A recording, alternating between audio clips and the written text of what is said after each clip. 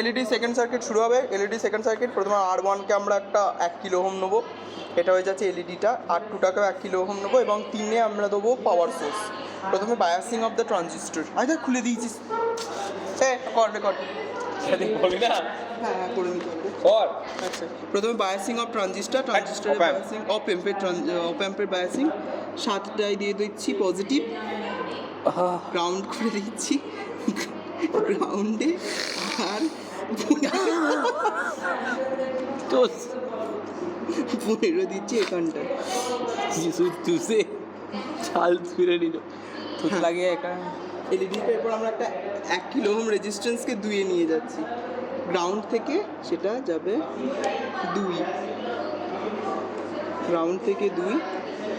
আর আরেকটা করব 6 থেকে একটা 1 কিলো ওহমের রেজিস্ট্যান্স, কোথায় 6 থেকে একটা 1 কিলো ওহমের রেজিস্ট্যান্স দিয়ে সেটা 2-এ আসবে। 6 থেকে একটা 1 কিলো ওহমের রেজিস্ট্যান্স আসবে এবং